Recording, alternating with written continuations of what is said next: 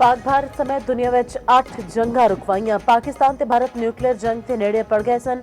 पाकिस्तानी वज़ीर-ए-आज़म ने आख्या मैं 35 मिलियन लोगों दी जानां बचाइयां।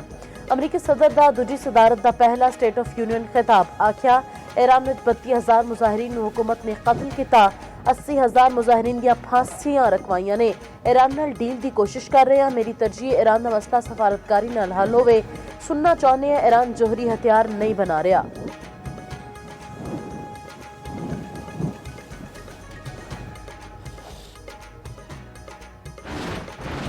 आज अमरीकी सरहदा महफूज तरीन ने अमरीका पहले तो किते वध अमीर ते बेहतर है। सिर्फ एक साल विच ही असी बेमिसाल इस्लाहत कीतियां। सुप्रीम कोर्ट की मायूस कुन रूलिंग के बावजूद मुल्क महफूज है। 9 महीनों विच एक भी गैर कानूनी बंदा अमरीका विच नहीं बढ़ सकिया। सिर्फ वेनेजुएला तो 80 मिलियन बैरल तेल अमरीका ले आया है। मेरे सिर्फ एक साल विच 18 ट्रिलियन डॉलर की सरमायाकारी हुई। ट्रंप के खिताब के दौरान मुसलमान अरकान कांग्रेस अलहान उमर ते राजदा तलीब दा एहतजाज। डेमोक्रेट रुकन कांग्रेस अल ग्रीन नूं एहतजाज उत्ते ऐवान तो कट दिता गया। ट्रंप ने खिताब के दौरान एहतजाज करने वालियां नूं पागल कह दिता। वज़ीर-ए-आज़म शहबाज शरीफ दौरा कतर मुकम्मल करके वापस इस्लामाबाद अपड़ गए। कतर के अमीर ने पाकिस्तान के दौरे की दावत कबूल कर ली।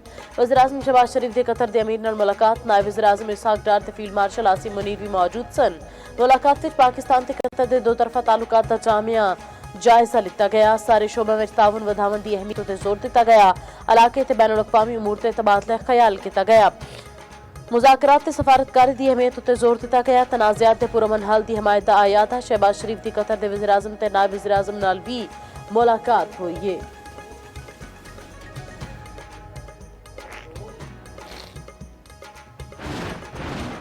वज़ीर दाखिला मोहसिन नकवी दी अतालवी हम मनसब नाल मुलाकात।